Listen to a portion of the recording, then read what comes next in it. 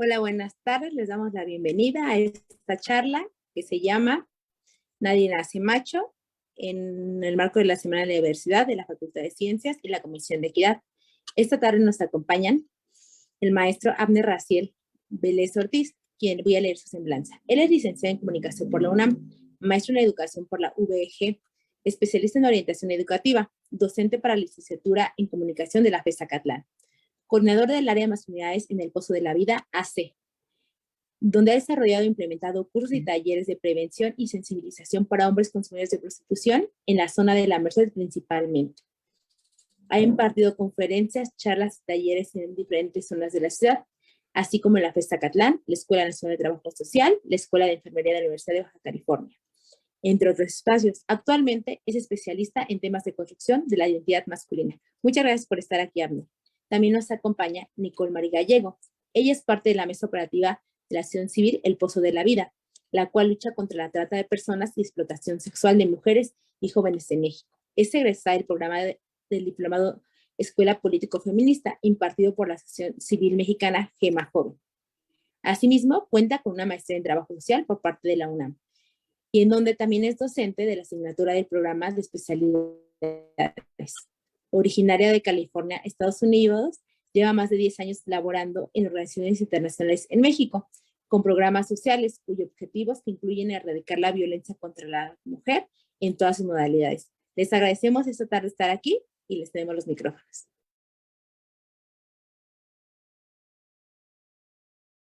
Muchas gracias por esta bienvenida tan cálida. No sé si, Abner, ya puedes poner las láminas. Y muchas gracias por la invitación de participar en esta Semana de la Diversidad en la Facultad de Ciencias. Estamos muy contentos de estar aquí con ustedes. Yo soy Nicole Gallego, yo colaboro en la Asociación Civil El Pozo de Vida junto con mi compañero Abner Vélez. En el área de masculinidades yo les doy acompañamiento teórico, pero rápidamente sobre la organización, somos una asociación civil mexicana que se dedica a la lucha contra la trata de personas. Sin embargo, tenemos diferentes áreas de prevención, intervención y restauración que tienen actividades específicas para poder abordar este fenómeno, ¿no?, de la trata de personas.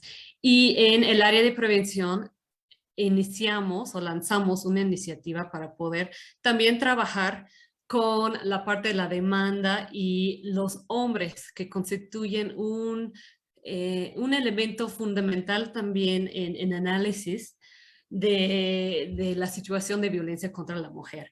Justo haciendo el análisis de las raíces del problema y cuáles son las causas, encontramos que esas desigualdades de género son importantes de abordar si realmente buscamos tener un cambio profundo. Siguiente lámina, por favor. Y con eso respondemos a la pregunta, ¿no? ¿Para qué trabajamos con hombres? ¿Por qué es necesario como mujeres o como en el aspecto de los enfoques de la desigualdad de género? ¿Por qué trabajar con hombres? Pues por una parte, como ya mencioné, la desigualdad de género constituye una de las causas principales que provoca la trata de personas y otras violencias. Específicamente hablando del comercio sexual, vemos que la demanda o el consumo es un componente importante en la construcción social del mercado sexual, que sí, los hombres que son consumidores contribuyen a cómo entendemos esa realidad, que sí son actores claves. Algunas estadísticas de las personas que ofrecen servicios sexuales, 90% son hombres, son mujeres, perdón, 3% son hombres y 7% son personas transexuales. Pero de los clientes, las personas que consumen, 99.7% son varones. Y eso es cuando, viendo esas estadísticas y haciendo el análisis causal, es cuando empezamos a preguntar, pues, ¿qué onda con estos hombres, no? También hay que abordar ese aspecto del fenómeno si realmente queremos ver la erradicación, ¿no?, de la violencia contra la mujer.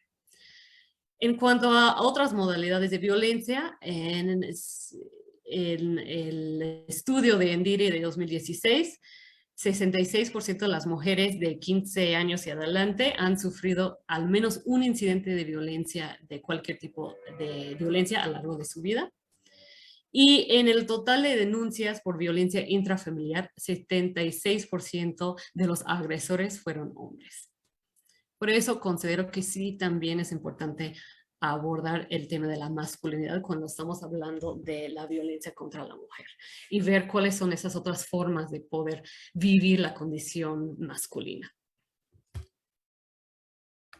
Bueno, los proyectos que nosotros manejamos en nuestra organización tienen la base teórica de los estudios de la masculinidad. Y para poder hablar de cuáles son esas diferentes formas de poder vivir la condición masculina, considero que es necesario entender cómo se ha evolucionado los conceptos teóricos. Este es un breve recorrido teórico de los estudios de la masculinidad. Es muy resumido, no contempla todos los autores ni todos los momentos, pero para darnos una idea, ¿no?, de poder orientarnos.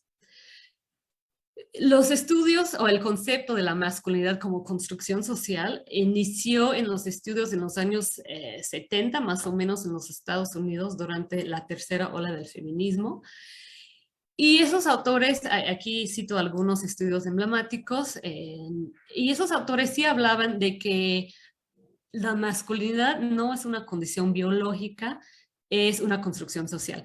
Pero ahí lo que les faltaba era ese aspecto crítico, y eso es lo que agregaron las autoras feministas, ¿no? La incorporación de la perspectiva de desigualdad de poder. Y también hubo un momento donde ya empezaron a hablar de no solo hay una masculinidad o una forma de ser hombre, hay varias. Por eso el término de las masculinidades. No sé si puedes regresar, Abner, una lámina. Perfecto, todavía no terminamos el recorrido teórico.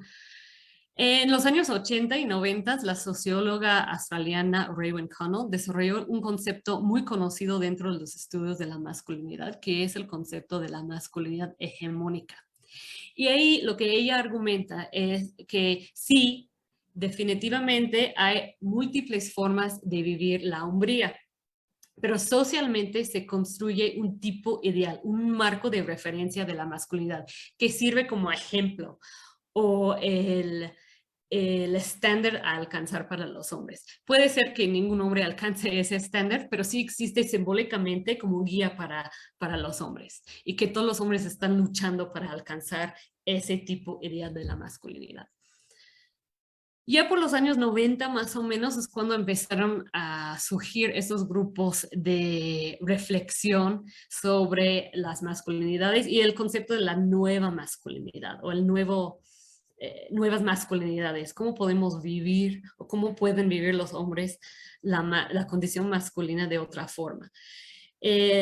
Inició con la búsqueda de nuevas formas de ser hombre, cuando empezaron a haber círculos de reflexión y esta deconstrucción de una masculinidad tóxica, que es otro concepto teórico que a veces se maneja.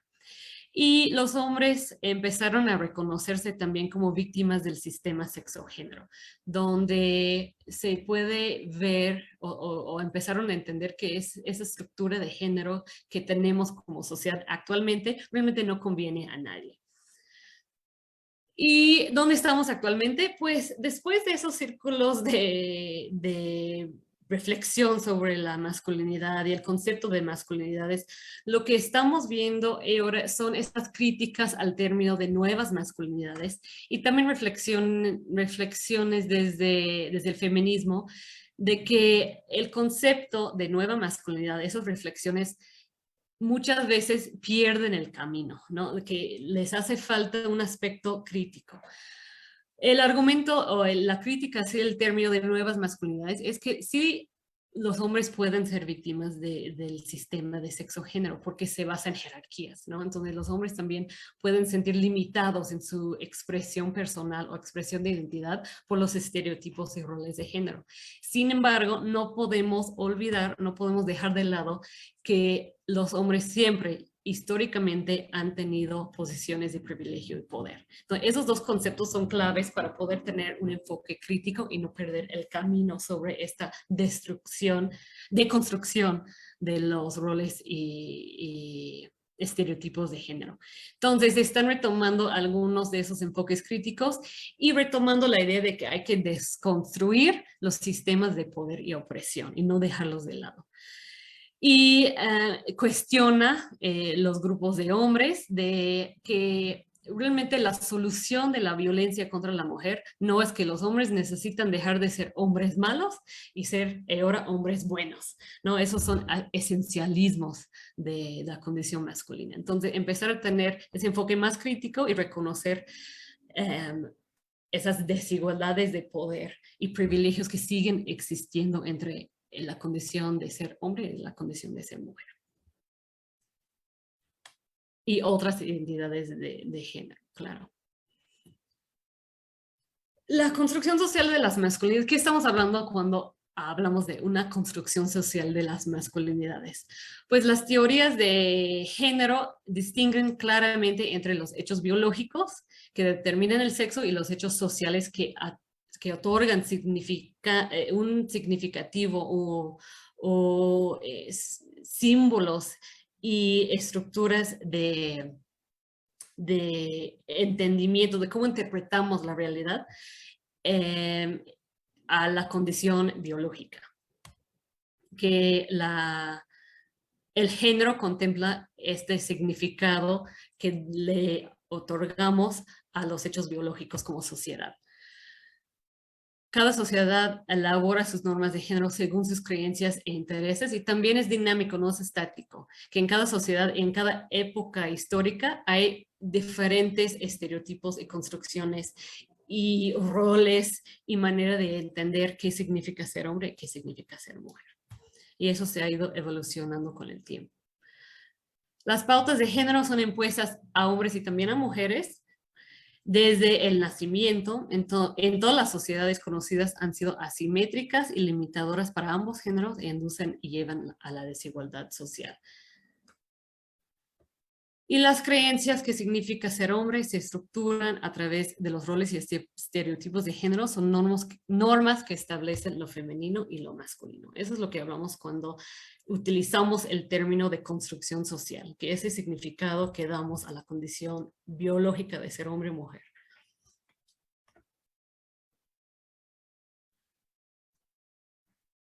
¿Cómo es ese proceso de socialización? ¿Qué significa? ¿De qué estamos hablando? Pues el proceso de socialización inicia antes de que nacemos y nuestros padres o nuestras familias identifican que vamos a nacer con genitales femeninas o genitales masculinos y nos empiezan a poner etiquetas, nos empiezan a asignar roles. Y eso lo vemos muy claramente desde los juegos y los juguetes. Hasta la actualidad, si entras a una tienda de juguetes, está muy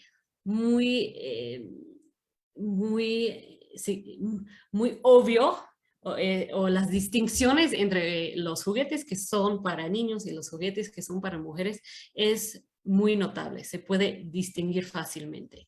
Y vemos que aquí en las imágenes dice C de constructor para los hombres y C de coqueta para las niñas.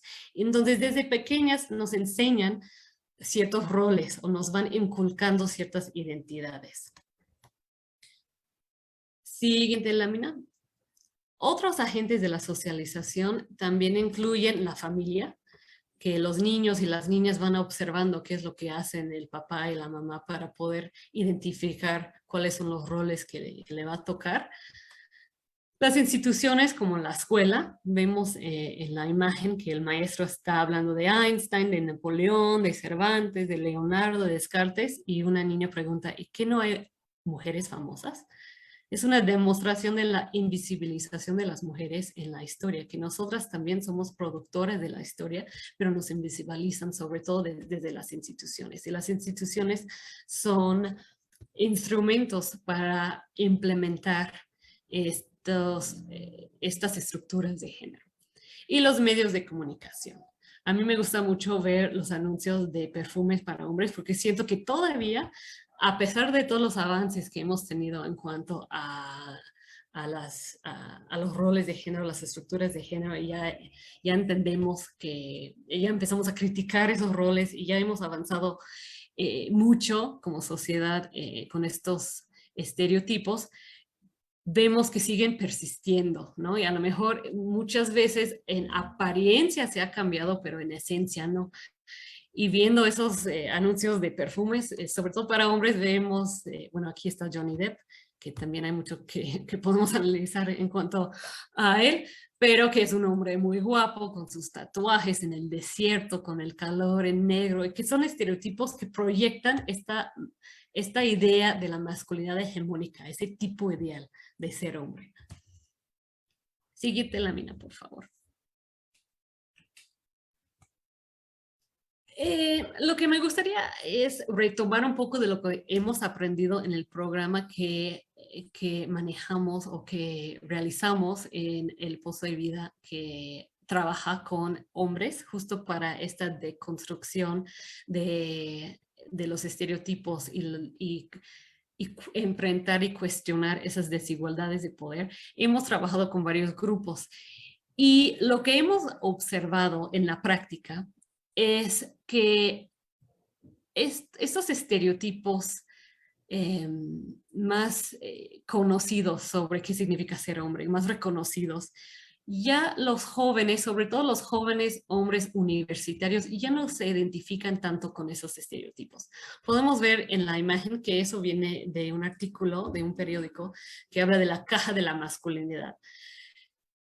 Y a mí me gustaría plantear lo que hemos observado desde la práctica, la caja de la masculinidad actual, que hay algunas actualizaciones que hay que tomar en cuenta cuando estamos haciendo este análisis. En la imagen vemos que los estereotipos que son más conocidos en cuanto a qué significa ser hombre, cuando pensamos en hombres, cuáles son los estereotipos, habla de la autosuficiencia, ¿no? Que los hombres se cuidan a sí mismos, que son fuertes, se caracterizan por agresión y control, son atractivos físicamente, como vimos en el anuncio de Johnny Depp, son heterosexuales y homofóbicos, ¿no? Que tienen miedo a la homosexualidad, tienen roles rígidos masculinos, por eso se dice caja, a veces utilizan ese término, que una caja es rígida, no es flexible, y que son hipersexuales, ¿no? Tienen una virilidad sexual muy activo, ¿no? Y que eso es parte de lo que significa ser hombre. Esos son los estereotipos dominantes. Pero lo que nosotros hemos observado es algunas diferencias. Por ejemplo, hemos visto en estos grupos que sí hay más apertura hacia nuevos roles para hombres y para mujeres, que ya no hay tanta resistencia a la idea, realmente no, sobre todo en espacios universitarios, los hombres aceptan y las mujeres también, pero los hombres aceptan que las mujeres pues si salen a trabajar, no está bien si no quieren tener hijos, que estudian, los hombres también contribuyen al trabajo doméstico, en el cuidado de los hijos, que no hay tanta rigidez en cuanto a esos roles. Hay más tolerancia hacia la diversidad sexual, pero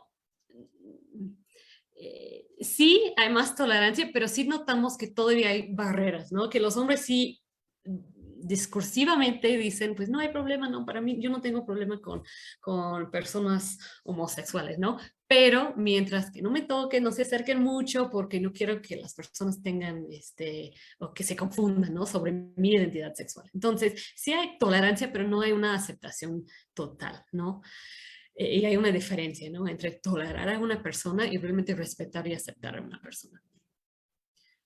Sigue persistiendo mucho la idea del hombre individualista, que viene mucho de la cultura occidental, ¿no? De que el hombre es dueño de sí mismo, es autocontrolado, y por eso todavía hay muy poca participación en esos grupos de construcción de la masculinidad, esos grupos de reflexión sobre la condición masculina. Vemos hasta cuando publicamos anuncios diciendo vamos a iniciar ese grupo de reflexión para hombres, que hay comentarios pues muy sexistas todavía, ¿no? Sobre esa necesidad de que los hombres también participen en la deconstrucción de los roles y estereotipos de género. Y por eso el trabajo con hombres y la intervención directa con hombres puede ser muy complejo y muy compleja, muy difícil. También lo que hemos notado que hace muy complejo el trabajo con hombres es que políticamente, sobre todo en espacios académicos, hay mucho conocimiento sobre el término género y el concepto de masculinidades y la deconstrucción y el feminismo. Entonces, el manejo del discurso de la igualdad de género sí está presente. Si solo escuchamos, pues podemos llegar a la conclusión, pues todo está bien, ¿no? Pero sabemos que no, en el comportamiento y en las cifras y en la situación de vulnerabilidad de la mujer sigue persistiendo. Entonces, por eso nosotros manejamos este concepto que me gusta mucho sobre el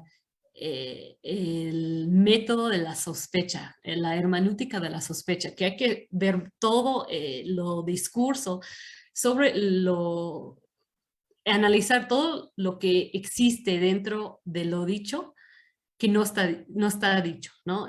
Identificar lo no dicho entre lo dicho, es verlo bajo sospecha, estar viendo qué ideologías, qué creencias de desigualdad de género o que promueven o provocan la desigualdad de género siguen operando al nivel subterráneo.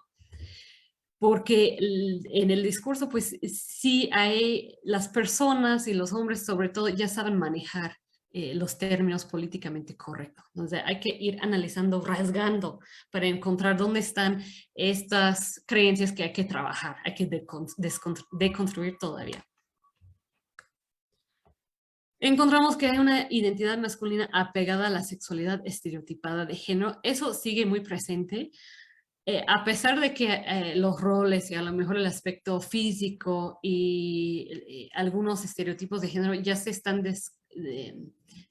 quitando un poco, se están bajando, en cuanto a la sexualidad, persisten muchos estereotipos tradicionales, ¿no? Que los hombres necesitan mucho sexo para estar feliz, para estar tranquilos, y las mujeres no, por ejemplo. Es algo que escuchamos en el discurso, de que los hombres tienen que ser proactivos para poder conseguir un encuentro sexual y las mujeres no. Y finalmente, que la violencia contra la mujer se ha disfrazado en violencias simbólicas, en micromachismos o machismos cotidianos y en violencias suaves. Justo como el discurso políticamente es muy castigado pegar a una mujer, ¿no? Y la violencia física contra la mujer ya es más reconocida. Entonces, es muy poco probable en un grupo de reflexión o un grupo de hombres que un hombre diga, está bien pegar a una mujer, ¿no? Porque pues saben que pues eso no se dice, ¿no? Aunque siguen teniendo creencias que puede justificar la violencia. Por eso la necesidad de verlo bajo sospecha, de estar buscando, ¿no? Dónde existen esos discursos, esas creencias que van más allá del discurso que justifica la violencia.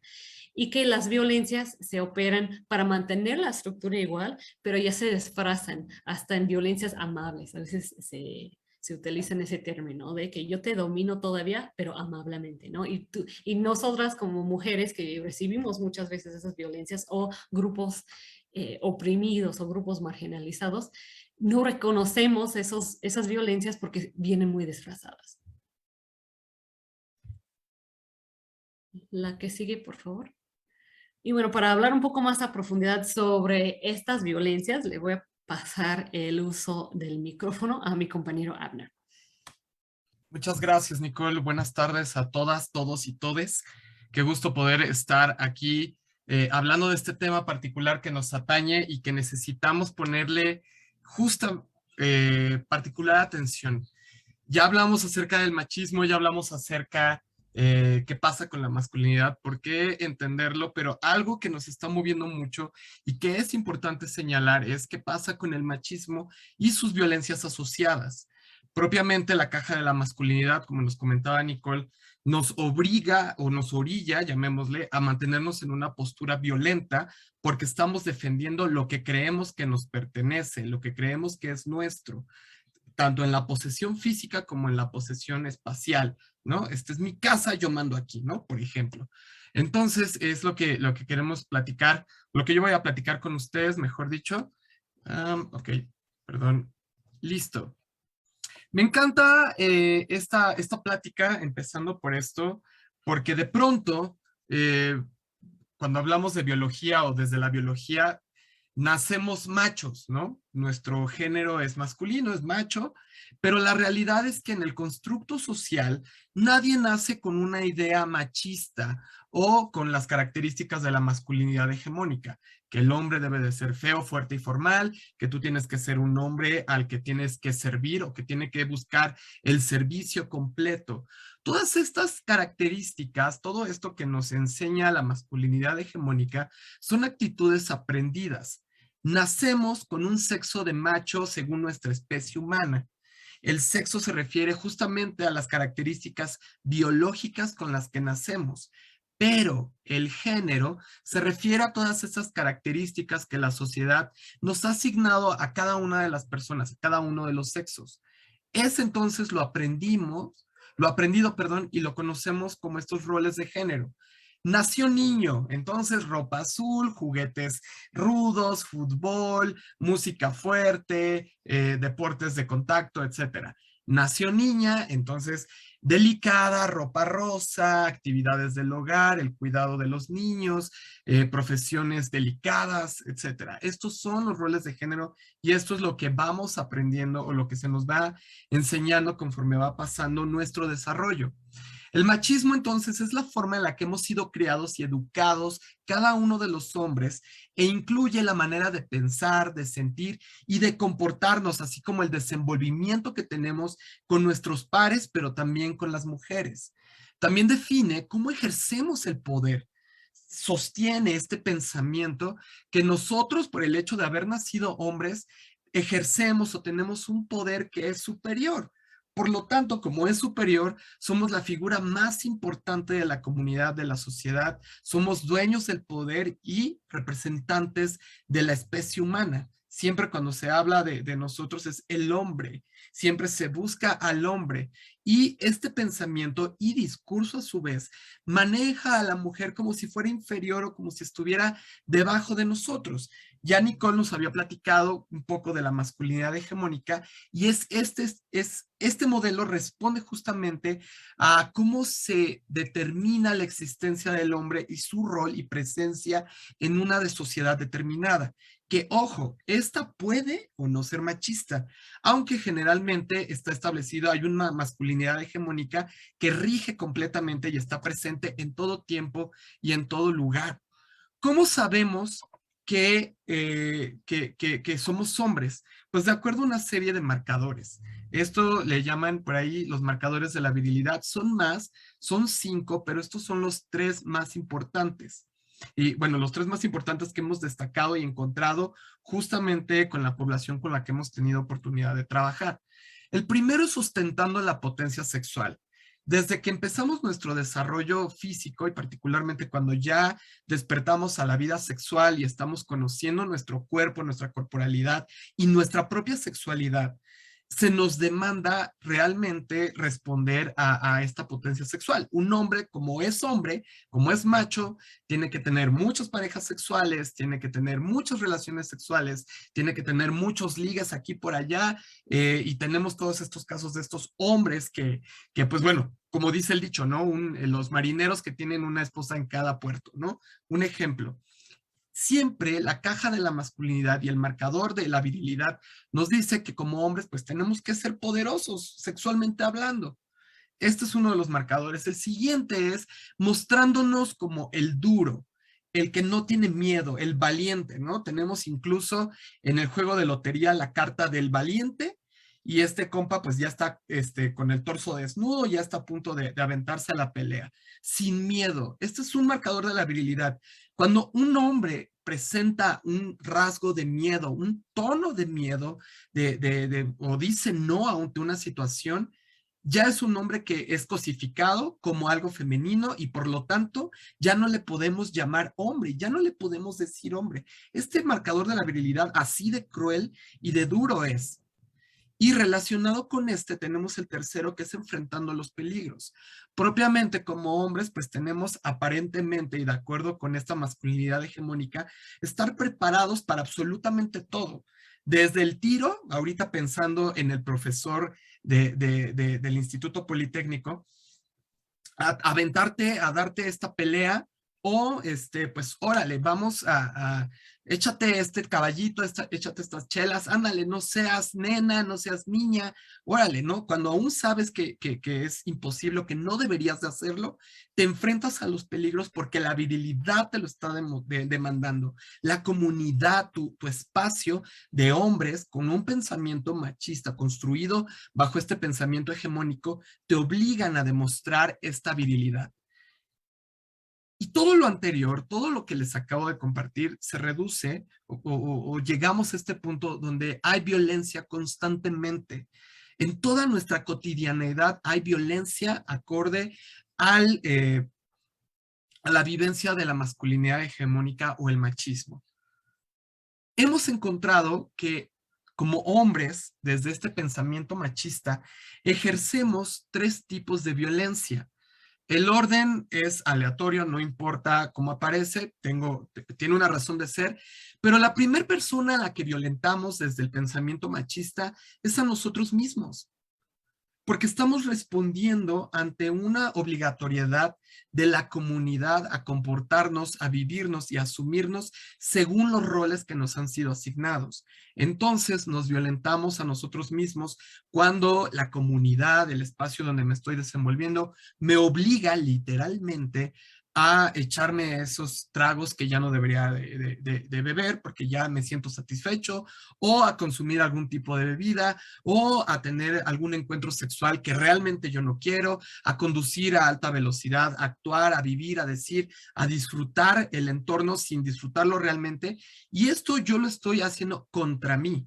Es una primer violencia que ejercemos rompiendo incluso nuestros propios códigos morales o éticos que hayamos construido en lo individual o en lo familiar. Esa es la primer violencia. La segunda, que es muy común y que es muy cotidiana, es la violencia que ejercemos contra otros hombres. Justamente es como si fuera, pensemos, lo voy a decir de esta manera, pero no se malentienda, un comportamiento animalesco, bestial. Estoy defendiendo mi territorio y sabes que yo no quiero que estés aquí, le podemos decir a otro compañero, y la respuesta siempre va a ser violenta. Respondemos con violencia hacia otros hombres cuando transgreden nuestros límites, donde en teoría sentimos que mandamos, sentimos que poseemos, y como lo están transgrediendo, tengo que brincar para responder y defender este espacio. ¿Dónde lo vemos? Pues el lugar más común que lo podemos ver, si ustedes ponen particular atención, son estos altercados en las vías públicas cuando vamos manejando, que de pronto se te mete alguien y nuestra primera respuesta es ¡ay! Pitar y recordarle y decirle hasta de lo que se va a morir. Pero también sucede en nuestros círculos sociales, ¿no? Cuando obligamos, relacionado a lo que les comentaba en el tipo de violencia anterior, cuando obligamos a nuestros compas a hacer algo que realmente no quieren y lo minimizamos o incluso lo feminizamos, diciéndole pues que es una nenita, que es un cobarde, que es un chillón, entre otras palabras que ustedes conocen y que no voy a repetir en este espacio. Finalmente, la violencia más cotidiana y que es presente y que además tiene unas ramificaciones abrumadoras es la violencia que ejercemos contra la mujer. Y ojo, es muy importante señalar que la violencia contra la mujer no es necesariamente una violencia física o verbal, que es lo que en nuestro contexto universitario estamos muy acostumbrados, particularmente la violencia verbal, ¿no? El ofender a una compañera, típico, la compañera más lista, la que siempre está hablando, la que siempre está opinando, ya vas a empezar otra vez, ¿cómo? No. Y estas relaciones tóxicas, llamémosles de parejas, donde vemos siempre a esta típica pareja que está peleando todo el tiempo, que a veces se gritan, que algunas veces ella responde con arañazos, con pellizcos, y pocas veces en el espacio universitario hemos visto una violencia física contra las mujeres, pero compañeros universitarios, compañeros de la Facultad de Ciencias, este tipo de violencias que estoy mencionando sí sucede en nuestra casa de estudios y es muy importante que si tú ves un actuar o un proceder de este tipo, denuncies o acompañes a la víctima a presentar denuncia y a respaldarla ante los hechos. Dentro de nuestra casa de estudios no podemos tolerar esta clase de situaciones. Dicho esto, también encontramos propiamente, como lo que nos decía Nicole, estas violencias sutiles. Las vamos a revisar un poquito más a profundidad, pero tenemos estos machismos cotidianos que, como dice su nombre, pues son violencias sutiles cotidianas que cometemos constantemente contra las mujeres, desde criticarlas porque sabes que no me siento bien, estoy en un momento muy incómodo del día, de la jornada, estoy fastidiada y seguramente está en sus días. Ya está histérica, menopáusica. Eso es una violencia y eso es un machismo cotidiano, compañeros. Tenemos ya en una estructura un poquito más institucional las violencias relacionadas con cómo las mujeres son violentadas en cuanto a salarios, este techo de cristal que se les ha puesto a las mujeres en los trabajos, porque pues son mujeres, porque tienen que faltar un día, porque como maternaron, pues que tienen juntas, que el niño ya se sintió mal y no pueden venir a trabajar, etcétera. Esta violencia institucional presentada también a través de topes o espacios que no permiten desarrollar profesionalmente a las mujeres por el simple hecho de ser mujeres, porque aparentemente todo lo que sucede en el hogar es responsabilidad de las mujeres. Los hombres, desde la caja de la masculinidad y el pensamiento hegemónico, únicamente parece que existimos para reproducir, para traer dinero a la casa y para administrar justicia. Eso también es violencia. Estos son algunos ejemplos del ejercicio de la violencia.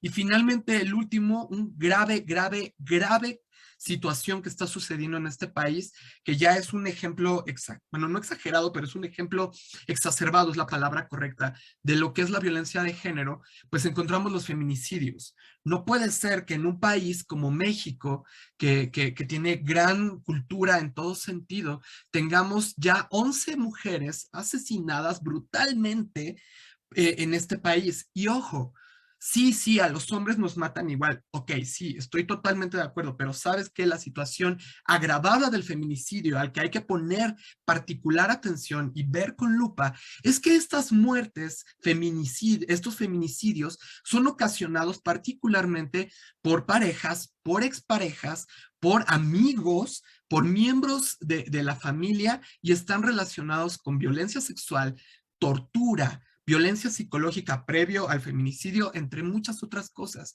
Y esto no puede seguir sucediendo. Esto no debería de suceder. Es muy amplio el ambiente contra la violencia, el ambiente o las ramificaciones de la violencia contra la mujer, que realmente necesitaríamos una conferencia completa, muy amplia, para poder hablar de qué es esto y cómo lo están viviendo las mujeres. Ok. Aguas. Con esto quiero cerrar, compañeros, hablando en el contexto universitario completamente. Tengamos mucho cuidado con los machismos cotidianos, antes conocidos como micromachismos. Este concepto de micromachismo, ahora machismos cotidianos, viene del concepto de violencia simbólica de Bourdieu, que define como una acción que se ejerce sobre los individuos con su propia complicidad. Recuerden, es sutil. Es un tanto inconsciente esta situación. Existe en cualquier área y esfera de la sociedad, desde nuestros hogares, el contexto universitario, los contextos burocráticos, el gobierno, la televisión, todos los espacios que se les ocurra, sucede, y como son sutiles, son muy suaves. No se logran a detectar rápidamente, no son perceptibles, pero funcionan para mantener y perpetuar estas desigualdades de poder. Yo, el hombre, te domino porque yo soy el hombre, pero lo hago amablemente. Somos amigos, estamos en un contexto muy amable, muy a gusto. Aquí estamos platicando, jajaja, jijiji, pero yo mantengo este espacio de violencia, de poder, de sometimiento sobre de ti y tú no puedes estar por encima de estos. Cierro con esto. Para el psicoterapeuta Luis Bonino, estos machismos cotidianos son actitudes suaves, de baja intensidad, de modos latentes y negados de abuso de imposición en la vida cotidiana. Son hábiles artes de dominio de comportamientos insidiosos, reiterativos e invisibles que nosotros los varones ejecutamos permanentemente.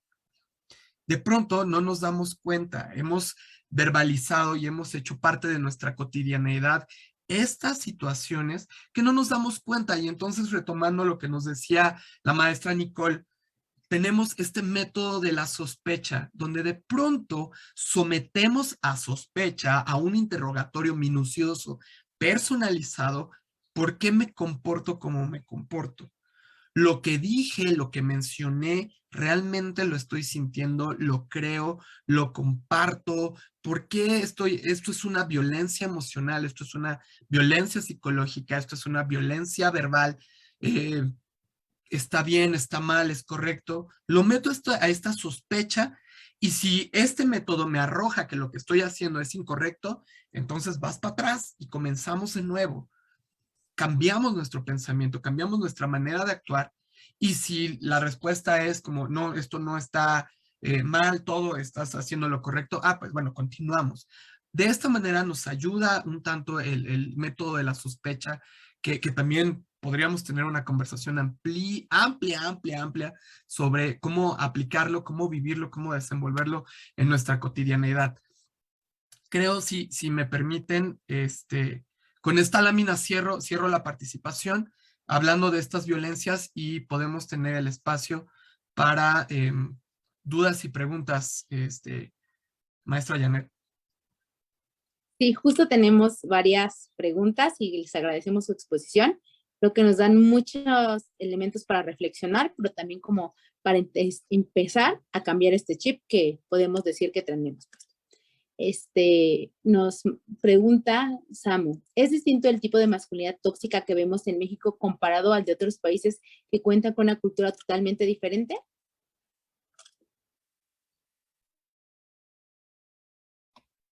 Pues ¿Es no. para alguien en específico? No, nadie pone en específico, como les quieran ir respondiendo, está perfecto. Ok, pues yo puedo comentar, ya que soy de otro país. Considero que las estructuras y la desigualdad o la jerarquización del hombre sobre la mujer es universal. Lo vemos en cada cultura, cada país, cada nación, cada identidad en el mundo, ¿no?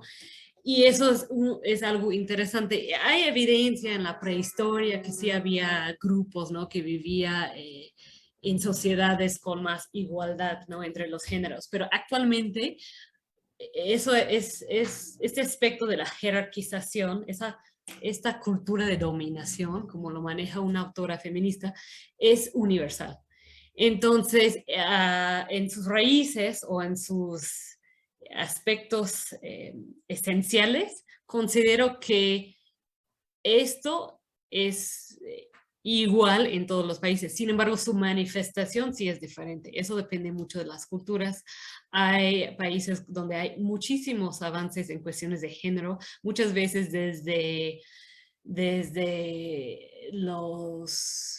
las políticas públicas, la legislación, las reformas, las leyes, esos ayudan a legitimar, ¿no?, la igualdad de género. Entonces, hay países donde vemos muchos avances en ese aspecto, pero también en esos países, estaba leyendo el otro día que hay, donde vemos muchos avances legales, digamos, en cuanto a género, donde hay más mujeres tienen más acceso a trabajos bien remunerados, que están atendiendo, tienen acceso a oportunidades, como en países nórdicos, donde es como más famoso, ¿no? Que hay muchos avances en cuanto a la igualdad de género. Son países con altos índices de violencia contra la mujer o violencia intrafamiliar. Y se puede interpretar como una rebeldía, ¿no? Una lucha para mantener esas desigualdades entre hombre y mujer, ¿no? De que hay repercusiones, que hay esas resistencias todavía hacia unas sociedades realmente igualitarias.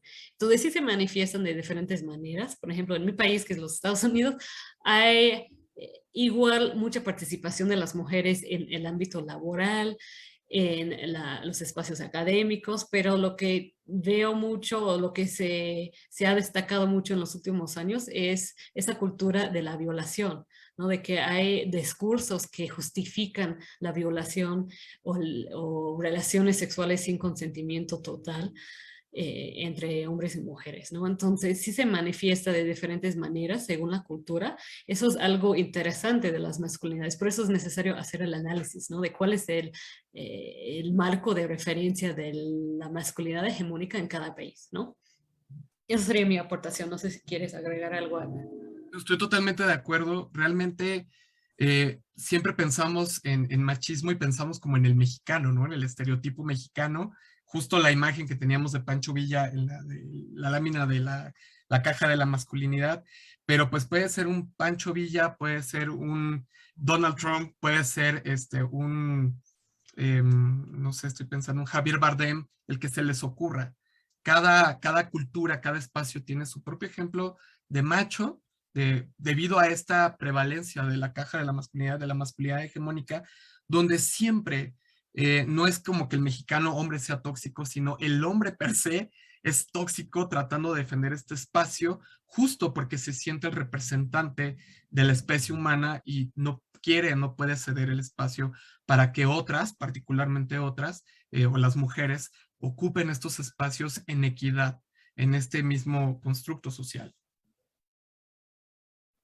Gracias. Tenemos otra pregunta y es, ¿los medios de comunicación se han usado históricamente para moldear el tipo de sociedad que va imperando a través del tiempo? Y ahora que se está transitando de la TV, radio al Internet, ¿cómo influye esto en el rompimiento de los estereotipos y las estructuras clásicas de desigualdad?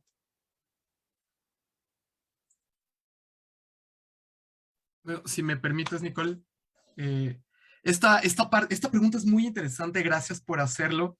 La llegada del Internet la está rompiendo en todo sentido en nuestra cotidianidad, en nuestra cultura, porque, sabes, de pronto radio y televisión en los medios tradicionales están realmente controlados o están muy sesgados, ¿no? Hacia la vieja escuela, son muy populares, me refiero, pues, todo el mundo tiene acceso a ellos.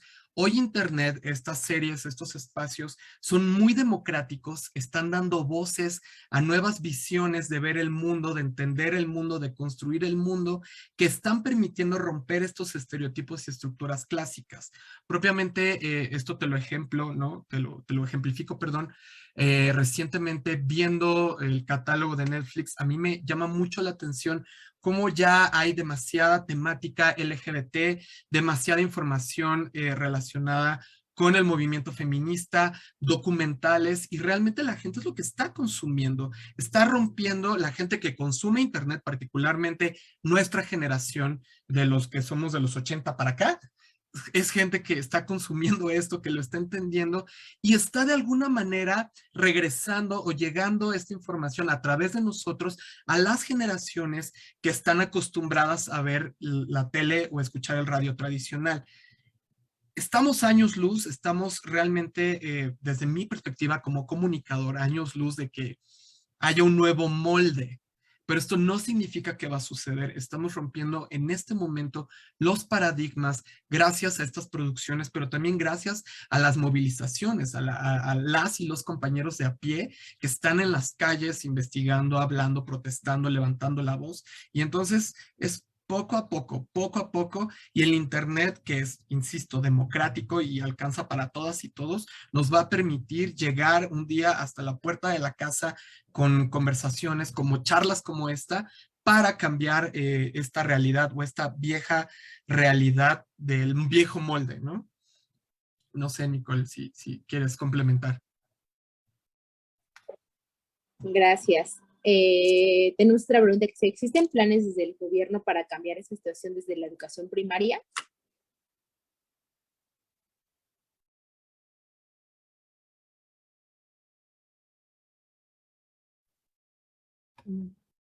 ¿Planes desde el gobierno en cuanto a la educación para la igualdad de género? Sí. Si entendí bien la pregunta. No sé si Listo. quieres responder tú, Abner, o... Pues... Y yo, por ser extranjera, a veces no tengo tanto conocimiento sobre las estructuras gubernamentales, ¿no? En la implementación desde la primaria y sobre todo desde de escuelas donde no trabajamos nosotros, la implementación. Aunque sí he escuchado de varias campañas, pero no sé si quieres agregar o aportar más, Abner. Realmente yo mentiría si les dijera, no, sí, el gobierno está proponiendo, está haciendo cambios.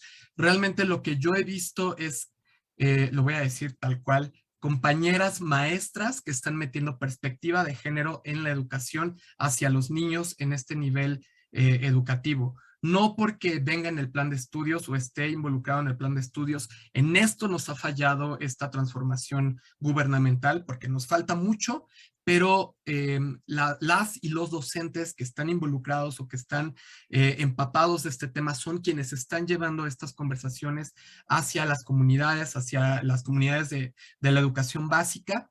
Y de nuevo, lo que relacionado con la pregunta anterior, el Internet, la democratización de la información a través del Internet está empapando y está salpicando también a las y los niños. Y por ejemplo, a mí me impresiona muchísimo, recientemente acabo de ver cómo hubo una manifestación fuera de la Ciudad de México no recuerdo si fue una secundaria o en bachillerato, donde fueron las estudiantes quienes se manifestaron para exigir la destitución de unos acosadores. Entonces, sería interesante conocer cuáles son las políticas públicas que se están proponiendo, pero también en eso estamos todavía en pañales para llevar esta información. Lo que sí te puedo decir y te puedo compartir con beneplácito es que donde sí se está hablando abiertamente ya de estos temas e incluso ya proponiéndolos desde planes de estudio es en el nivel universitario. Ya tanto nuestra UNAM como la Universidad Autónoma Metropolitana, bueno, hablo de las escuelas centralizadas, están lanzando planes de estudios. Este año nuestra universidad va a lanzar por primera vez el programa de estudios de género como posgrado en maestría y especialidad. Y pues bueno, Chiapas tiene un programa muy bueno de maestría. Vaya, estamos en eso, lo estamos desarrollando, está sucediendo y todavía es parte de la transformación, no que esperamos desde el gobierno, sino una transformación cultural que estamos detonando, pues a través del alzar la voz propiamente. Sí, lo que sí podría comentar es que sí considero que sí es importante iniciar con los estudios de género, el concepto de género desde la edad primaria, porque hay un estudio que habla de que esa identidad de género y los estereotipos y roles de género consolidan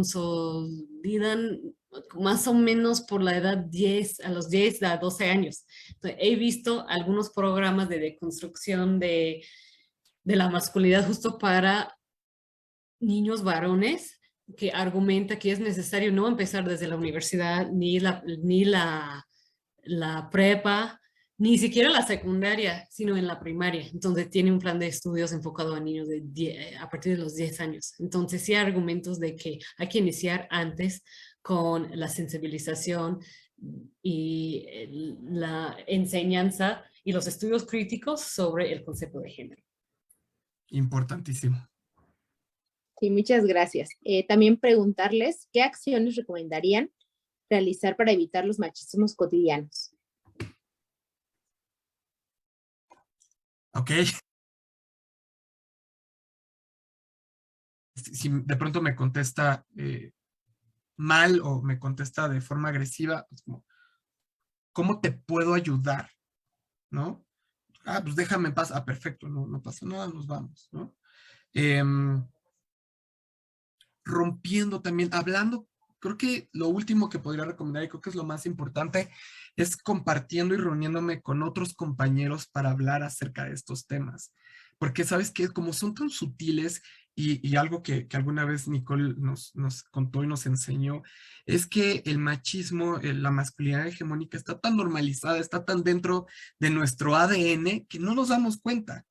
Pero cuando empezamos a compartir con otros compañeros y hablar de estos temas en particular, como, oye, yo detecté esto, yo me di cuenta de esto, yo vi esto, etcétera, etcétera, rápidamente tienen nombre y apellido estas violencias sutiles y entonces antes de actuar, como, ya me detengo y es como, wow, no, esto no lo puedo hacer o decido no hacerlo. Creo que esto es mi recomendación en este momento que yo podía dar. Y segundo, por cierto, siempre, no esperen a que sucedan conversaciones como esta.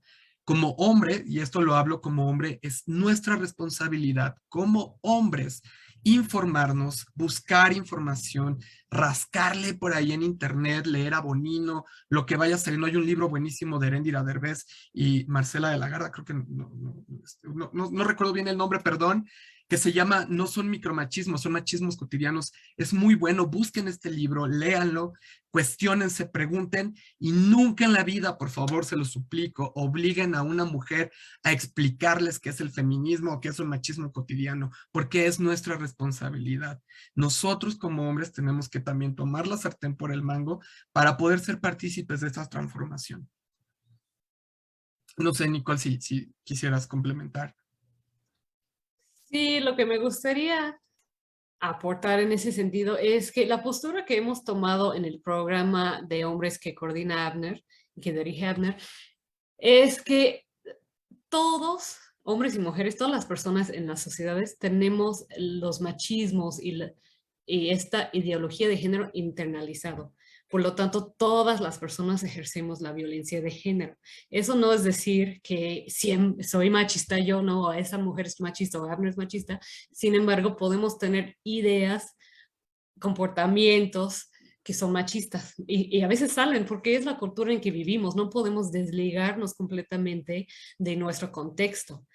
Si partimos de esta postura que todos estamos afectados por la socialización de género, las estructuras de género que existen, podemos empezar a reconocer, ok, ¿cómo lo manejo yo o en qué momento me sale, ¿no? Sí, sin la intención, muchas veces los machismos cotidianos que, que salen, ¿no? de los hombres no lo hacen con intención, su intención no es quiero agredir a esa mujer o quiero insultarla, no, pero es una forma de pensar muy arraigada, ¿no? Muy inculcada. Entonces hay que empezar a sacarla a la luz, ¿no? Entonces, si partimos de esa postura que pues todo lo tenemos muy internalizado, igual con otras estructuras opresivas, ¿no? Como el racismo y la homofobia y todas estas formas de relacionarnos donde ponemos a las personas en jerarquías, es cuando empezamos a ejercer violencias. Entonces, reconocerlas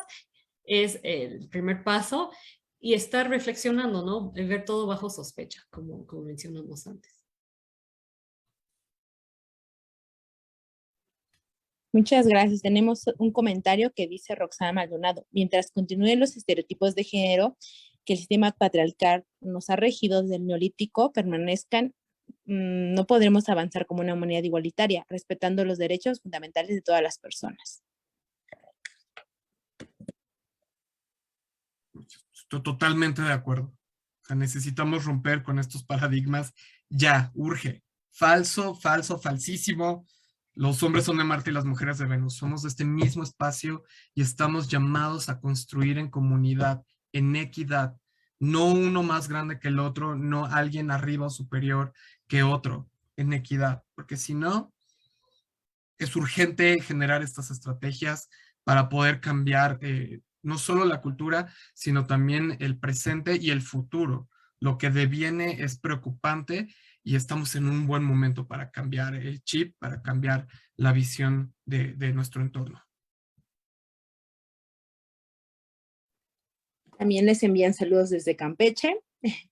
Y aquí hay un comentario para nosotros que dice Francisco Santiago. Me encantaría una charla de cómo aplicar el método de la duda a la vida cotidiana. Y justo también en este espacio les hacemos esta invitación para que sigan participando en las semanas que realiza la Comisión de Equidad, para que puedan seguir compartiendo esta información que está siendo de utilidad para nuestra comunidad. Muchas gracias por la invitación. No sé si quieran dar algún comentario final, alguna reflexión que quieran compartirnos. Nicole, por favor. Pues solo agradecer el espacio. A mí me gusta mucho hablar de estos temas y creo que son importantes, ¿no? Para ir avanzando como sociedad, ¿no? Empezar a no solo enfocar en todo lo que está mal, sí hay que luchar todavía y nos hace falta mucho, pero que sí hay esperanza, ¿no? Y me da mucho gusto ver que hay interés en esos espacios, que hay esfuerzos para poder hablar de esos temas, de poder verlas y analizarlas con esta postura crítica, empezar a ir rasgando muy profundamente para atacar la raíz del problema y poder construir esta sociedad de compañerismo y de colaboración, más bien. Ir de una cultura de dominación, como dice la autora Riane Eisler, tiene un muy buen libro sobre esta cultura de dominación, y empezar a construir una cultura de compañerismo, ¿no? Y de colaboración. Concuerdo con lo que nos comenta Nicole, totalmente urge implementar, instaurar esta cultura del acompañamiento, del compañerismo. Y a mí me gustaría recomendarles, si ustedes quieren profundizar en temas de masculinidades no violentas, tenemos disponible en la plataforma prevenirlatrata.com el curso de masculinidades no violentas. Está dirigido específicamente para hombres desde la adolescencia o la preadolescencia, llamémosle, desde quinto, sexto de primaria, hasta pues la persona más, tu abuelito, tu tío, quien se te ocurra. Este curso está dividido en varias secciones muy interesantes, lo hemos preparado con mucho cariño, con mucho amor, para poder hablar de estos temas, acercar estos temas que son súper importantes y fundamentales para la construcción de una comunidad libre de violencia y un buen paso para empezar una deconstrucción colectiva de la masculinidad hegemónica. Creo que esto es con lo que cierro, y por supuesto, gracias a la Facultad de Ciencias, a nuestra UNAM, que abre estos espacios para compartir, para conversar, y con todo gusto estaremos dando sorpresas más adelante también, si el tiempo nos lo permite y hay oportunidad. Muchísimas gracias por acompañar esta tarde. A nombre de la Facultad de Ciencias y la Comisión de Equidad les agradecemos y les invitamos mañana a partir de las 12 del día a las siguientes actividades que tenemos en el marco de la Semana de la Diversidad. Hasta la próxima.